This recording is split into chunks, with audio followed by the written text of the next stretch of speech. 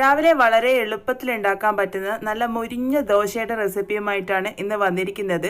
ഈ ഒരു ദോശ ഉണ്ടാക്കാൻ വേണ്ടിയിട്ട് അരിയോ ഉഴുന്നോ ഒന്നും വേണ്ട. നമ്മൾ ഈ ദോശ ഉണ്ടാക്കാൻ പോകുന്നത് ഗോതമ്പ് പൊടി വെച്ചിട്ടാണ്. ഗോതമ്പ് പൊടി വെച്ച് നല്ല മുരിഞ്ഞ ദോശ എങ്ങനെയാണ് ഉണ്ടാക്കുന്നതെന്ന് നോക്കാം.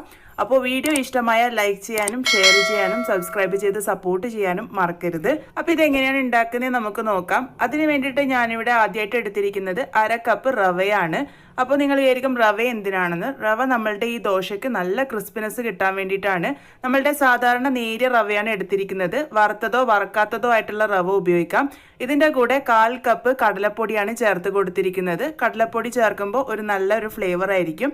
അത് വേണമെങ്കിൽ ചേർത്താൽ മതി, ഇഷ്ടമില്ല എന്നുണ്ടെങ്കിൽ ഒഴിവാക്കിയാലും കുഴപ്പമില്ല. അത് മിക്സറിൻ്റെ ജാറിലിട്ടിട്ട് ഒന്ന് ഫൈനായിട്ട് പൊടിച്ചെടുത്തിട്ടുണ്ട്.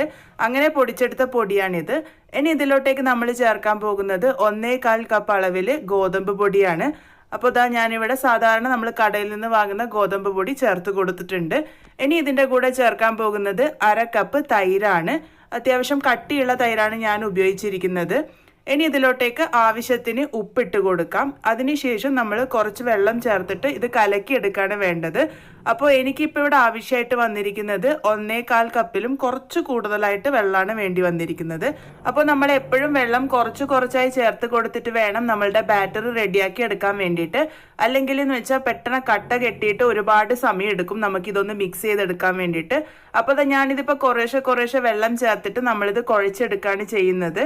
അപ്പോൾ നല്ല ആ ഒരു ദോശക്കൂട്ടിൻ്റെ പരുവത്തിലാണ് നമ്മളുടെ കൂട്ട് വേണ്ടത്. എനിക്കിപ്പോൾ ഇവിടെ ആവശ്യമായിട്ട് വന്നിരിക്കുന്നത് 1/4 കപ്പ് അളവിലും കുറച്ച് കൂടുതൽ വെള്ളം ആവശ്യമായിട്ട് വന്നിട്ടുണ്ട്. അപ്പോൾ ഞാൻ ബാറ്ററിൻ്റെ കൺസിസ്റ്റൻസി അവസാനം കാണിച്ചു തരാം. ആ ഒരു കൺസിസ്റ്റൻസിയിലാകുന്നത് വരെയാണ് നിങ്ങൾ വെള്ളം ചേർക്കേണ്ടത്. അപ്പോൾ വെള്ളത്തിൻ്റെ അളവ് നമ്മൾ ഉപയോഗിക്കുന്ന ഗോതമ്പ് പൊടിക്കനുസരിച്ച് കുറച്ച് മാറ്റമൊക്കെ വരും. അതുപോലെ തന്നെ നിങ്ങൾ ചേർത്തിരിക്കുന്ന തൈര് കുറച്ച് ലൂസായിട്ടുള്ളതാണെങ്കിൽ അതിനനുസരിച്ചും വെള്ളത്തിൻ്റെ അളവ് മാറ്റം വരും.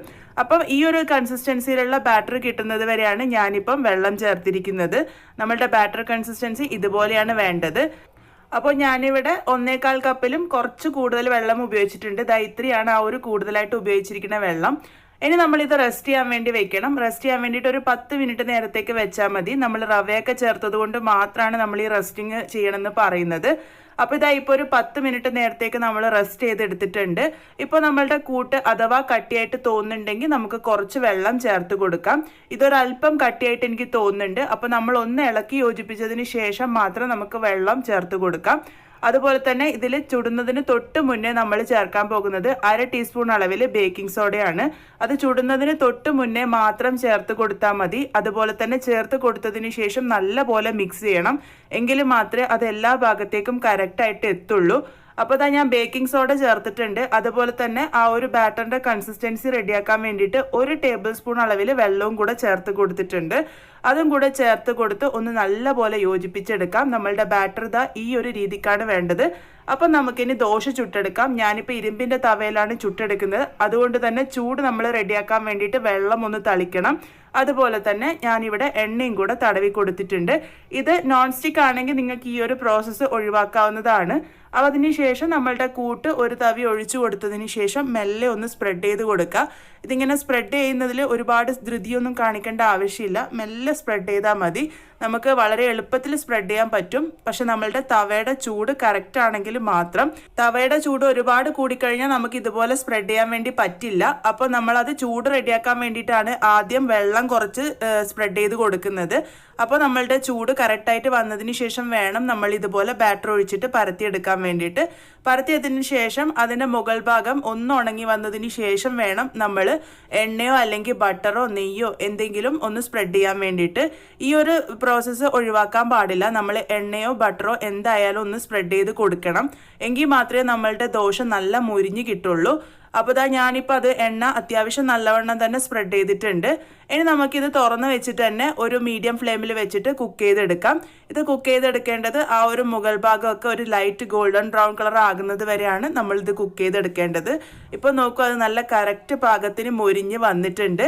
നിങ്ങൾക്ക് കാണുമ്പോൾ തന്നെ മനസ്സിലാകുന്നുണ്ടാവും നല്ല മൊരിഞ്ഞ നല്ല പേപ്പർ പോലെയുള്ള ദോശയാണ് നമുക്ക് കിട്ടിയിരിക്കുന്നത്. ഗോതമ്പ് പൊടി വെച്ചിട്ടാണ് ഈ ഒരു ദോശ ഉണ്ടാക്കിയെന്ന് തന്നെ നമുക്ക് തോന്നില്ല. നല്ല ടേസ്റ്റി ആയിട്ടുള്ള നല്ല ക്രിസ്പി ആയിട്ടുള്ള നമ്മളുടെ ദോശ ഇവിടെ റെഡി ആയിട്ടുണ്ട്.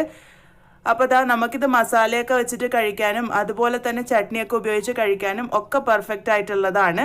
അപ്പോൾ നമ്മളുടെ നല്ല മൊരിഞ്ഞ ദോശയുടെ ആ ഒരു ക്രിസ്പിനെസ് കാണിക്കാൻ വേണ്ടിയിട്ടാണ് ഞാനിപ്പോൾ ഈ ഫോക്ക് ഉപയോഗിച്ചൊന്ന് ഉരച്ച് കാണിച്ചത്. അപ്പോൾ രാവിലെ വളരെ എളുപ്പത്തിൽ ഉണ്ടാക്കാൻ പറ്റുന്ന നല്ല മൊരിഞ്ഞ ഈ ഒരു ഗോതമ്പ് ദോശ എന്തായാലും ട്രൈ ചെയ്ത് നോക്കുക. ട്രൈ ചെയ്തതിന് ശേഷം ഫീഡ്ബാക്സ് ഒക്കെ പറയാൻ മറക്കരുത്.